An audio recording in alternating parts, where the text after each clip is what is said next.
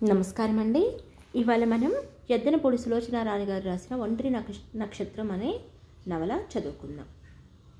మొదటి భాగము. ఇక నవల్లోకి వెళ్ళిపోదామండి. సిటీలో అత్యంత అధునాతనంగా నిర్మించిన మున్సిపల్ కమ్యూనిటీ హాల్ రంగురంగుల దీప తోరణాలతో మిలమిలా మెరిసిపోతుంది.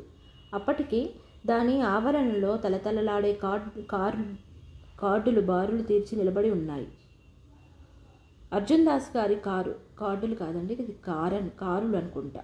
తలతలలాడే కారులు బారులు తీర్చి నిలబడి ఉన్నాయి. అర్జున్ దాస్ గారి కారు ఆ ఆవరణలో వచ్చి ఆగగానే ఈ ఫంక్షన్ ఆధ్వర్యం వహిస్తున్న మ్యూజిక్ లవర్స్ అసోసియేషన్ సెక్రటరీ పరుగున వచ్చి కారు తలుపులు తెరిచాడు. అందులో నుంచి దిగుతున్న శివాని చిరునవ్వుతో పలకరించాడు. అర్జున్ దాస్ గారిని చూడగానే అతని భుజాలు వినయ విధేయతలతో కాస్త వంగినాయి. చేతులు అత్యంత శ్రద్ధాభిమానాలతో భయభక్తులతో ముకులిత హస్తాలుగా మారినాయి. రండి రండి అన్నాడు. అర్జున్ దాస్ గారు టీవీగా దిగారు. అతని వినయ విధేయతలకి సంతృప్తి చెందినట్లుగా అతని భుజం మీద చేయి ఆనిచ్చి తట్టారు. అందరూ వచ్చినట్టేనా అన్నారు. అందరూ వచ్చేశారు. తమరు ఆహ్వానం పంపటం రాకపోవటమునా? ఆయన తిరిగి చూశారు. సౌందర్య కారు దిగి వెనకే వస్తుంది. ఇంతలో ముఖ్య అతిథి అయిన ఐజీపీ గారి కారు రానే వచ్చింది. అంతవరకు అర్జున్ దాస్ గారితో నడుస్తూ మెట్లెక్కి వస్తున్న సెక్రటరీ కారు చూడగానే తిరిగి గబాలన వెళ్ళాడు. ఐజీపీ గారిని కారు డోర్ తెరిచి పట్టుకున్నాడు. అర్జున్ దాస్ కూడా మెట్లు దిగి ఆయనకు ఎదురు వెళ్ళి కరచాలనం చేశారు. ఇద్దరు కలిసి వచ్చారు. సౌందర్య, శివ అక్కడ నిలబడి వారి కోసం చూస్తున్నారు. అర్జున్ దాస్ శివాని ఐజీపీ గారికి పరిచయం చేశారు. శివ నమస్కరించాడు. బాగున్నావమ్మా? ఆయన సౌందర్యని పలకరించాడు.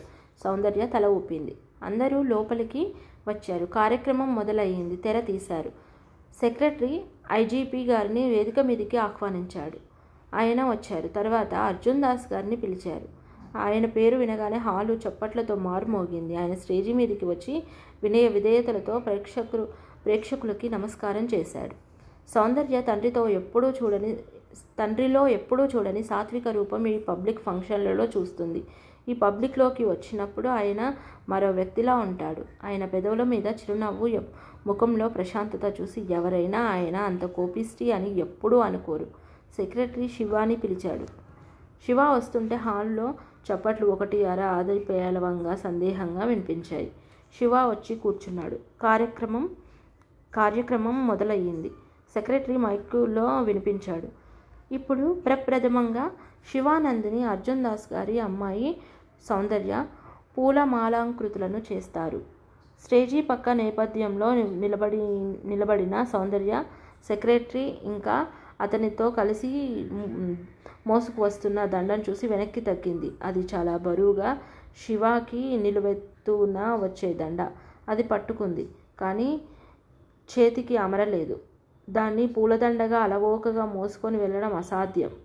ఒక బరువైన వస్తువుని మోయలేని మనిషి ఈడ్చుకెళ్ళినట్లు మోసుకెళ్ళాలి. అది గమనించి సెక్రటరీ తను సహాయం పట్టాడు. బరువంతా అతనికి వదిలి సౌందర్య దండం మీద చేయి అంచి స్టేజీ మీదికి వచ్చింది. అది శివ మెడలో వేసింది. చేతికి బొకే ఇచ్చింది. థ్యాంక్ యూ అన్నాడు అతను. శివ వెంటనే దండ తీయబోతుంటే అర్జున్ దాస్ గారు వారించారు. ఫోటోగ్రాఫర్లు వివిధ కోణాల్లో అతన్ని సౌందర్యని గబగబా ఫోటోలు తీశారు. సౌందర్యని కూర్చోమని సెక్రటరీ అడిగాడు. సౌందర్య కూర్చోలేదు. స్టేజీ పక్కకు వెళ్ళిపోయింది. సౌందర్య కాళ్ళు వణుకుతున్నాయి. ముఖాన చిరు చెమటలు అలుముకుంటున్నాయి. పెదవులు తడారిపోతున్నాయి. గుండెల్లో దడ పక్కవారికి వినిపిస్తుందా అన్నంత బిగ్గరగా అనిపిస్తుంది. ఎదురుగా సభా కార్యక్రమం జరుగుతుంది. ఎవరెవరో శివాకి దండలు వేస్తున్నారు. దండలు తెచ్చే హడావిడి, కార్యదర్శి అనౌన్స్మెంట్ అంతా హడావిడిగా ఉంది. సౌందర్య వారి మధ్య నుంచి కాస్త వెనక్కి వెళ్ళింది. ఇంకాస్త వెనక్కి అడుగులు వేసింది. అదే సమయం థ్యాంక్ గాడ్ తండ్రి ఆ పూల దండలు వేయించే కార్యక్రమంలో హడావిడిగా ఉన్నాడు. ఈ తతంగం పూర్తి అయ్యేసరికి కనీసం అరగంట పడుతుంది. అంతవరకు తనకు టైం ఉంది. అంతవరకు తనని గురించి తండ్రి పట్టించుకోడు. తను ఈ సమయంలోనే ఇక్కడి నుంచి వెళ్ళిపోవాలి. ఇదే తనకు స్వేచ్ఛని ప్రసాదించే సమయం. సౌందర్య మేకప్ రూమ్ వైపు వచ్చింది. అక్కడ ఉన్న ఒక కుర్రాడిని ఇక్కడి నుంచి బయటికి వెళ్ళేందుకు వేరే తోవ ఏదైనా ఉందా అని అడిగింది. ఉంది మిస్, కానీ అతను సందేహంగా చూశాడు. నేను అర్జెంటుగా ఇంటికి వెళ్ళాలి, అటు నుంచి వెళ్ళడం బాగుండదు, అందుకని. అతను సౌందర్యను చూశాడు. ఆ ముఖంలో కంగారు, చిరుచెమట, విడివడిన పెదవులు ఆ అమ్మాయి ఏదో ఇబ్బందిలో ఉన్నట్టే తెలియజేస్తున్నాయి. ఇటు రండి, తోవ చూపిస్తాను అన్నాడు. సౌందర్య అనుసరించింది. మేకప్ రూమ్ పక్కన ఉన్న కారిడార్ ఎదురుగా వెళ్ళి కుడి పక్కకు తిరిగారు. సౌందర్య గబగబా నడుస్తుంది. ఒకచోట తూలి పడబోయి గోడ మీద చేయి వేసి ఆగింది.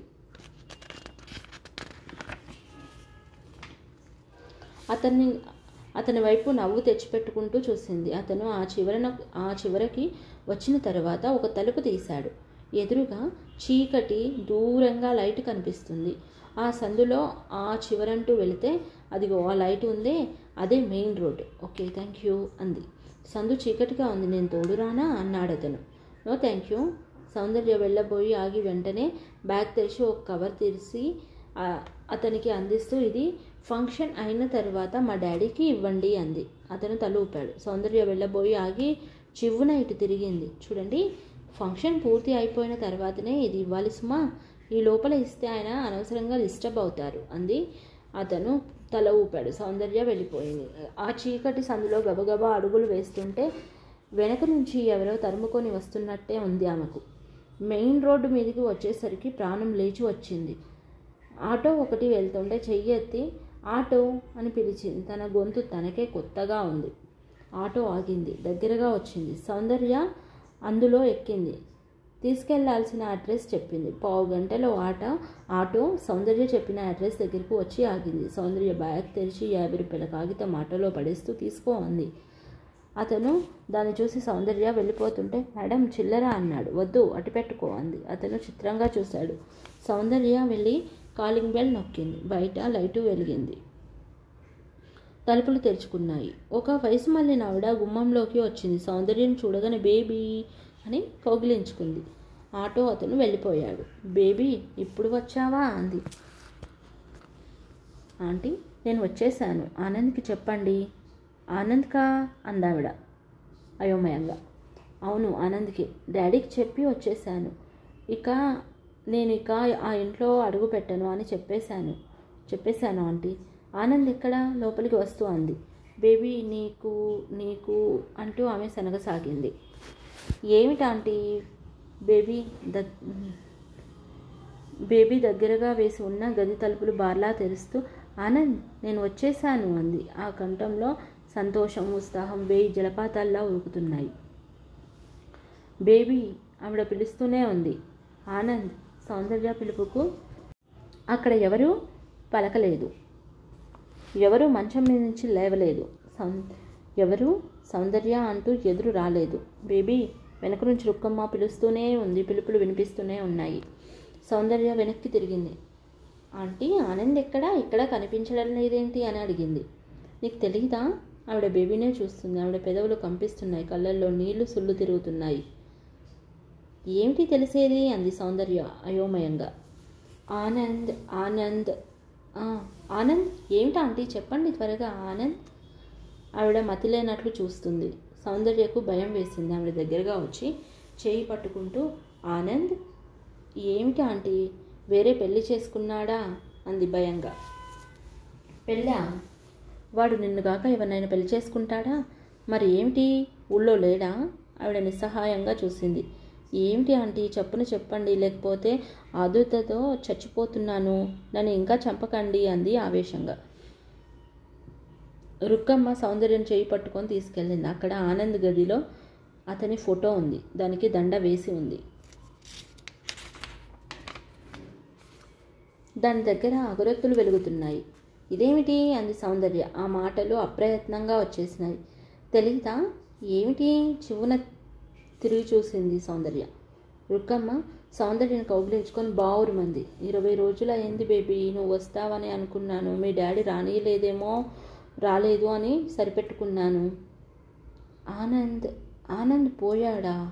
సౌందర్య నమ్మలేకపోయింది. ఏమిటి బేబీ అలా అడుగుతున్నావు?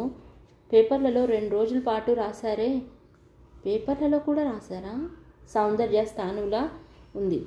ఆనంద్ పోయాడా? తనకు తెలియనే లేదా? సౌందర్య మెల్లగా గుర్తు వస్తుంది. 20 రోజుల క్రితం పేపర్ రావడం లేదేమిటి అని అడిగితే పేపర్ వేసే అతను మానేశాడు అన్నారు. తనకెప్పుడు రేడియో వార్తలు వినే అలవాటు లేదు. తన గది, అందులో ఒంటరిగా తను. ఎలా, ఏ విధంగా తండ్రి దగ్గర తిరగబడే ఆనంద్ దగ్గరికి పారిపోదామా అనే తపనతో కొట్టుమిట్టాడుతుంది తను. ఆనంద్ని తండ్రి దూరం చేసినప్పటి నుంచి, అతన్ని చూడకూడదని, మాట్లాడకూడదని ఆయన శాసించినప్పటి నుంచి తను ఓ రకమైన హిస్టీరియా స్థితిలో ఉంది. ఆనంద్ పోవడమా, ఆనంద్ చచ్చిపోవడమా? ఆంటీ కానీ అబద్ధం ఆడడం లేదు కదా. బేబీ అదేమిటమ్మా అలా అవుతున్నావు అంటూ అరవసాగింది రుక్కమ్మ. కళ్ళు తిరుగుతున్నాయి, నాకేమిటోగా ఉందాంటీ. సౌందర్య వేలతో కణతలు నొక్కుంటూ అంది. ఏమిటి, భూమి ఆకాశం ఇలా తిరుగుతున్నాయి ఏమిటి? ఈ లైట్ కాంతి ఇలా వలయంగా ఎందుకు అవుతుంది? భూకంపం కానీ రావడం లేదు కదా. మరో నిమిషంలో రుక్కమ్మ బేబీ అంటూ గబాలన పట్టుకుంది. లేకపోతే సౌందర్య కింద పడిపోయేది. సౌందర్యకి మెలకువ వచ్చింది. మొదట తను ఎక్కడుందో అర్థం కాలేదు. ఎవరో తల నిమురుతున్నారు. యాదమ్మ నీరసంగా పిలిచింది సౌందర్య. బేబీ ఇంకో స్వరం వినిపించింది, యాదమ్మ స్వరం కాకుండా. ఎవరు? నేను బేబీ, రుక్కమ్మని. మెలకువ వచ్చిందా? ఆవిడ ఆత్మీయంగా అంది. ఆంటీ మీరా? నేను ఇక్కడికి ఎప్పుడు వచ్చాను అంది. ఇంత క్రితం వచ్చావు. కళ్ళు తిరిగి పడిపోతుంటే నేను పట్టుకున్నాను. అలాగా. సౌందర్యకి మెల్లగా అందా గుర్తుకు వస్తుంది. కారులో తను తండ్రి వెంట ఫంక్షన్కి వెళ్ళడం, శివాకి పూలమాల వేయడం, తర్వాత వేరే దోవగుండా అక్కడి నుండి రావడం. ఆంటీ పిలిచింది. ఏమిటమ్మా? ఆనంద్ నిజంగా నూతిలో నుంచి వచ్చినట్టుంది ఆ స్వరం. నిజమే తల్లి, నేను నీ దగ్గర అబద్ధం ఆడతానా చెప్పు? నా కన్న కొడుకు వాడు. రుక్కమ్మ ఏడ్చింది. యాక్సిడెంట్ ఎలా అయ్యింది? తెలియదు. ఎవరినో కలవాలని వెళ్ళాడు. అరగంట అవలేదు, హాస్పిటల్ నుంచి ఫోన్ వచ్చింది. నేను పరిగెత్తుకు వెళ్ళేసరికి అప్పటికే ప్రాణం పోయింది. వెళ్ళేటప్పుడు అమ్మ నేను ఇంటికి త్వరగా వస్తాను, వంట చేసి రెడీగా ఉంచు అన్నాడు. అదే ఆఖరి మాట. రుక్కమ్మ ముక్కు చీరుతూ చెప్పింది. అసలు వాడు మీ నాన్నను వదిలి వాళ్లతో అగ్రిమెంట్ చేసినప్పటి నుంచి సరిగ్గా లేడు. రాత్రిళ్ళు నిద్రపోవడం మానేశాడు. గదిలో లేచి అటు ఇటు తిరిగేవాడు. ఏమిట్రా అంటే ఏం లేదు అనేవాడు. ఏదో బాధ వాడిని తినేస్తుంది. నాకు చెప్పడు. చెబితే భయపడతానని వాడు ఉద్దేశం కాబోలు. అంతా త్వరలోనే సరి అవుతుందిలే, 4 రోజులు బాధలు పడాలి, మరి ఓపిక పట్టాలి అనేవాడు. ఆంటీ నేను వెళ్తాను ఇంకా అంది సౌందర్య ఇక వినలేనట్టుగా లేచి నిలబడుతూ. నువ్వు కారులో రాలేదేమిటి? కావాలనే ఆటోలో వచ్చాను. ఇంత రాత్రి ఒంటరిగా ఏం వెళ్తావు? నేను వచ్చి దింపుతాను. సౌందర్య వారించింది. వద్దు ఆంటీ, నేను వెళ్ళగలను. కానీ బేబీ. Aunty please. సౌందర్య వెళ్ళబోతూ గుమ్మం దగ్గర ఆగింది. ఆంటీ. ఏమిటి బేబీ? మీరు నన్ను క్షమిస్తారా? దేనికమ్మా? నేను ఆనంద్ ఎంతో ప్రేమగా కలిసి తిరిగాం. మీ ఇంట్లో ఎన్నోసార్లు, మా ఇంట్లో అంతకంటే స్వేచ్ఛగా మసిలాము.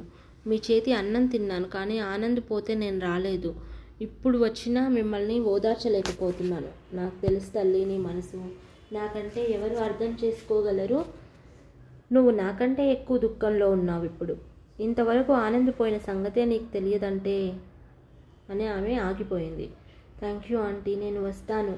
నేను మళ్ళీ మీ కంటికి కనిపిస్తానో లేదో. సౌందర్య మాట తడబడింది, గొంతు వణికింది. ఆనంద్తో నా ప్రవర్తన, నా స్నేహం మోసం కావు. దయించి మీరు నన్ను అర్థం చేసుకోండి. ఇంతకంటే నేనేం చెప్పలేను. గుమ్మం దాటుతూ అంది. ఎప్పుడైనా వస్తూ ఉండు బేబీ అంది ఆవిడ.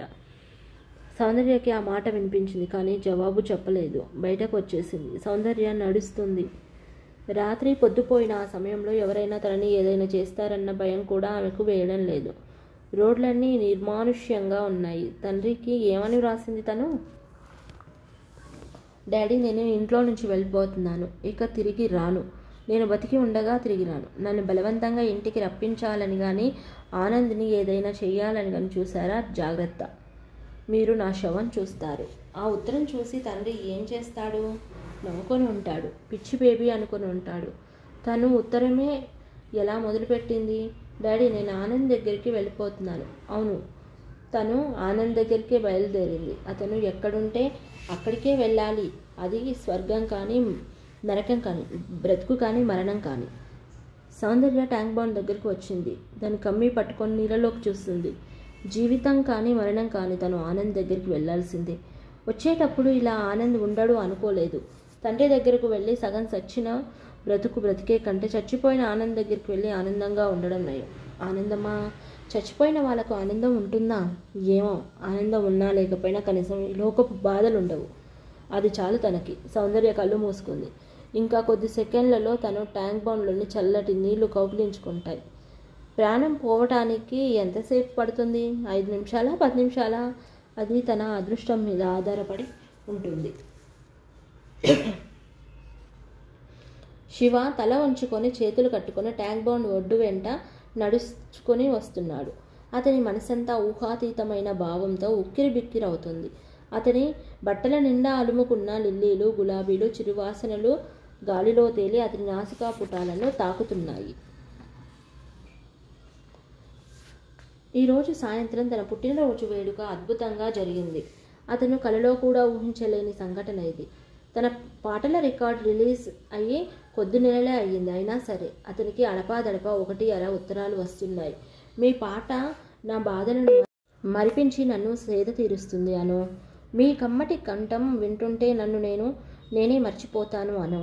ఇంత శ్రావ్యమైన కంఠం కలిగిన మీరు మహా అదృష్టవంతులు అను పొగడ్తలు వస్తున్నాయి.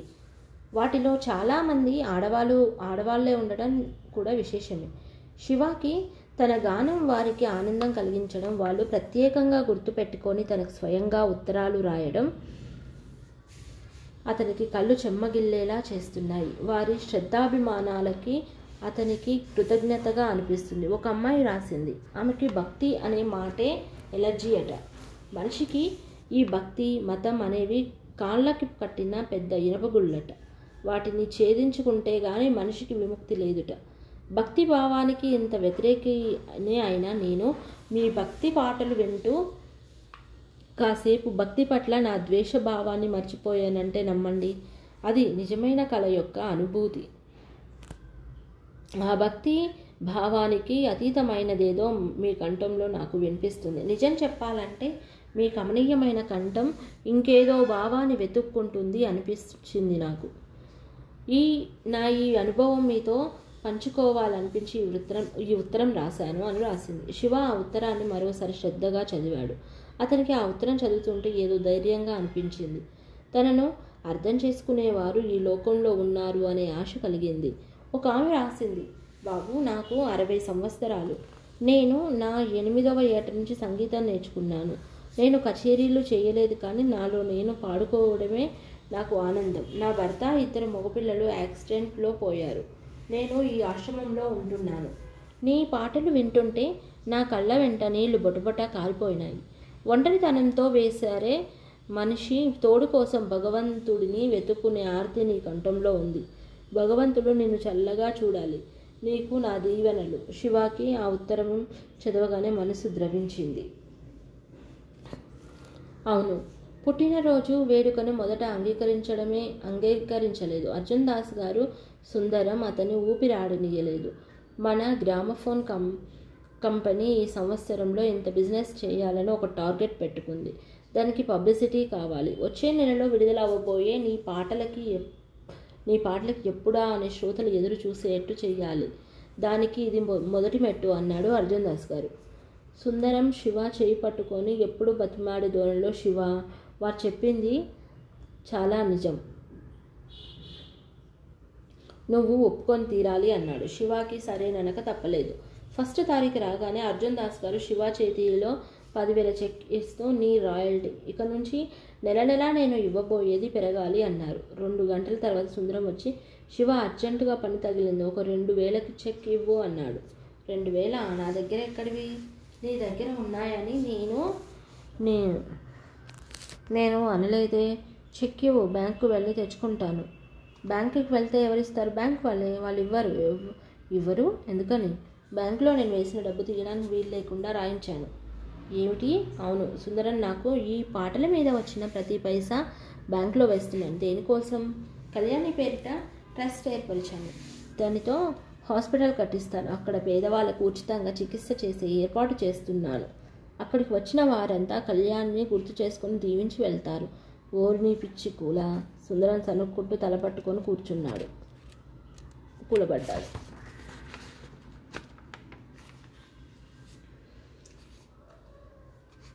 పిచ్చా, ఇంత మంచి పనిని నువ్వు పిచ్చి పని అంటున్నావా?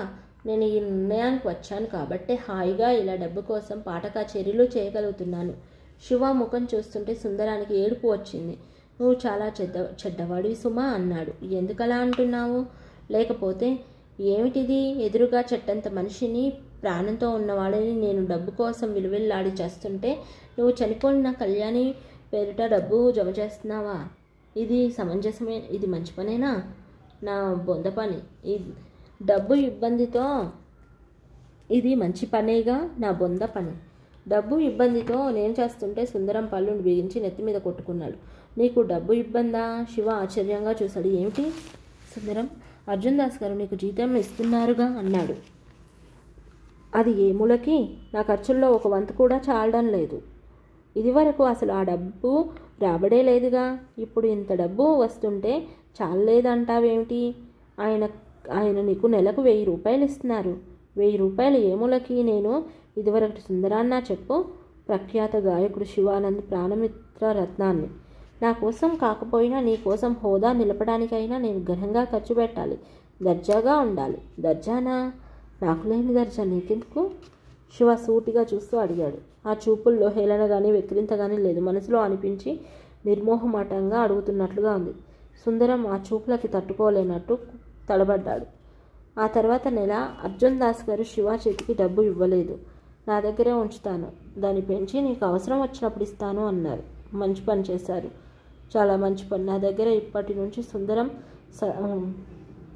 ఉన్నప్పటి నుంచి సుందరం సతాయిస్తూ ఉంటాడు, శివ ఆనందంగా అన్నాడు. అతనికి అర్జున్ దాస్ గారు తనకి డబ్బు ఇవ్వకుండా ఒక పెద్ద సమస్యను తీర్చేసినట్లు ఆనందపడ్డాడు. డబ్బుతో తనకేం పని? తనకు కావాల్సిన అవసరాలు ఆయనే చూస్తున్నారు. ఆ డబ్బు ఆయన దగ్గరే దాస్తే పెద్ద మొత్తం అవగానే కళ్యాణి పేరిట హాస్పిటల్ మొదలు పెట్టవచ్చు. అతను ఇక నమ్మకంతో ఉత్సాహంగా సంగీతమే తన ప్రపంచం చేసుకున్నాడు. అందుకే అర్జున్ దాస్ గారు సుందరం చెప్పినది కాదనటం లేదు. అందుకే ఈరోజు ఈ పుట్టినరోజు వేడుకకి అంగీకరించాడు. చాలా వైభవంగా జరిపాడు. పండితులు వచ్చి మంత్రాలు చదువుతూ తనని ఆశీర్వదించారు. అర్జున్ దాస్ గారు పట్టు వస్త్రాలు ఇచ్చారు. తర్వాత తన పాటలు పాడాడు. ఆ కార్యక్రమంలో భక్తి పాటలతో పాటు 2 శృంగార ప్రధానమైన పాటలు కూడా చేర్చబడినాయి. ప్రసిద్ధ కవి హిమగిరి వ్రాసిన గేయాలు అవి. వాటిల్లో ఎంత ప్రేమ, ఎంత సరసత్వం, ఎంత విరహం. శివ తను అవి పాడుతుంటే ప్రేక్షకుల్లో నుంచి ఓహ్ వాహ్ ప్రశంసలు. ఏది మళ్ళీ పాట పాడండి అంటూ వినిపించిన అంటూ వచ్చిన అరుపులు అతన్ని ఆశ్చర్యపరిచినాయి. ఆ పాటలు భక్తి గీతాల కంటే వారికి ఆనందం కలిగించడం విశేషం. ప్రోగ్రాం జరుగుతున్నంతసేపు ఫోటోల మెరుపులే. ప్రోగ్రాం పూర్తి అయ్యింది. ఎవరో ఒక వ్యక్తి ఒక చీటీ తెచ్చి అర్జున్ దాస్ గారికి ఇచ్చారు. అది చూడగానే ఆయన ముఖం వెలవెలా పోయింది. డేవిడ్ కాస్త బిగ్గరగా అరిచాడు. డేవిడ్ పరుగున వచ్చాడు. వాళ్ళిద్దరు కంఠం తగ్గించి మాట్లాడారు. ఆయన వెంటనే పక్కనున్న కార్యదర్శితో, మీరు ఒక చిన్న హెల్ప్ చేసి పెట్టాలి. నేను అర్జెంట్ పని మీద వెళ్ళాలి. మీరు కాస్త శివాని ఇంటి దగ్గర డ్రాప్ చేస్తారా? Oh sure, it is my luck అనుకుంటాను, కార్యదర్శి ఆనందంగా అన్నాడు. అర్జున్ దాస్ గారు శివతో ఇంకేం మాట్లాడకుండా వెంటనే హడావుడిగా వెళ్ళిపోయారు. డేవిడ్ ఆయన వెంటే వెళ్ళాడు. కార్యదర్శి దోవలో శివాని తెగ మెచ్చుకున్నాడు. నిజంగా మిమ్మల్ని కన్న తల్లిదండ్రులు ఎంత ధన్యులో కదా అన్నాడు. తల్లిదండ్రుల ప్రసక్తి రాగానే శివ ముఖంలో విషాదం అలుముకుంది. నేను ఇక్కడే దిగుతాను అన్నాడు. అదేమిటి అన్నాడు అతను. పర్వాలేదు, కాసేపు చల్లగాలికి నడవాలనుంది. థ్యాంక్ యూ. శివ డోర్ తెరుచుకొని దిగేశాడు. నేను వెయిట్ చేస్తాను, మీరు వాకింగ్కి వెళ్ళిరండి. శివ చెయ్యెత్తి వీడ్కోలు చెప్పాడు. నో థ్యాంక్స్, నేను వెళ్ళిపోగలను. కానీ అర్జున్ దాస్ గారు, నేను చెప్తాను. శివ ఇంకేమీ మాట్లాడకుండా భుజం మీద జారుతున్న షాల్ను సరిచేసుకొని నడక సాగించాడు. కారు అయిష్టంగా కదిలి వెళ్ళినట్టు వెళ్ళిపోయింది. శివ సెక్రటేరియట్ రోడ్డు దాటి వచ్చి ఆ పక్కకు తిరిగి ట్యాంక్ బండ్ వైపు మళ్ళాడు. చల్లటి గాలి రివ్వున వీస్తుంది. నీళ్ళ మీద నుంచి వచ్చే గాలి వాసన అతను ముఖం ఎత్తి చెంపలకు నుదురికి తాకి ఆ గాలి స్పర్శను అనుభవిస్తూ గట్టిగా శ్వాస తీసుకున్నాడు. ఆ నీళ్ళ మీద గాలి వాసన అతనికి ఎంతో ఇష్టం. చిన్నప్పుడు పడవలో నదిని దాటే దృశ్యం జ్ఞప్తికి వస్తుంది. అంతటా నిశ్శబ్దం.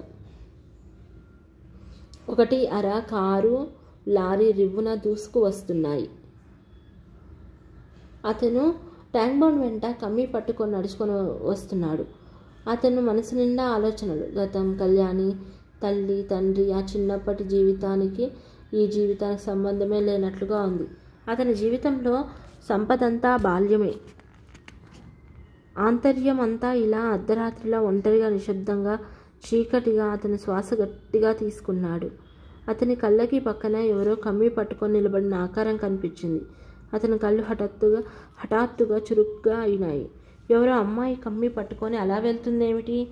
మరు క్షణంలో అతను బాణంలా దూసుకు వెళ్ళాడు. ఆ అమ్మాయి నడుము చుట్టూ చేతులు పెనవేసి పెనుగులాడాడు. వదులు వదులు అమ్మాయి అరిచింది. పెనుగులాడుతూ అతని చేతులు మరింత బిగిసినాయి. అతన్ని వదిలించుకొని నీళ్ళల్లో పడాలని ఆ అమ్మాయి ప్రయత్నం ఫలించనీయలేదు. అతను పెనుగులాడాడు. చివరికి అతనే గెలిచాడు. ఆ అమ్మాయి వెనక నుంచి చేతులు చుట్టేసి గెంటుతున్నట్లుగా యువతలకు లాక్కు వచ్చాడు. ఆ అమ్మాయి అతన్ని రక్కింది, గిచ్చింది, పీకింది, చేతులతో గుద్దింది. ఆ పెనుగులాటలో అతనికి అభిముఖంగా తిరిగింది. ట్యూబ్లైట్ వెలుతురులో శివ ఆ అమ్మాయి ముఖం చూడగానే దిగ్భ్రాంతి చెందాడు. సౌందర్య అతన్ని పెదవులు అప్రయత్నంగా ఆశ్చర్యంగా పలికినాయి. సౌందర్య తలెత్తి చూసింది. శివాని చూడగానే నిలువునా నీరయింది. మీరు కొద్ది గంటల కిందట ఇంత కిలకిలా నవ్విన మీరు. అతను చూపుడు వేలు చూపిస్తూ నమ్మలేనట్లుగా, వాక్యం పూర్తి చేయలేనట్లుగా ఆగిపోయాడు. సౌందర్య చేతుల్లో ముఖం దాచుకొని మరుక్షణంలో ఏడసాగింది. ఆ ఏడుపు హిస్టీరియా వచ్చిన మనిషిలా వెర్రిగాను, ఇష్టమైన వ్యక్తి చావు చూసినట్లుగా దయనీయంగానూ ఉంది. అతను అచేతనుడిలా ఏడుస్తున్న సౌందర్యని చూస్తున్నాడు. అర్జున్ దాస్ గారి ఏకైక పుత్రిక సౌందర్య ఆత్మహత్య ప్రయత్నమా? ఏమిటిది? అతని మనసు దిమ్మెరపోయింది.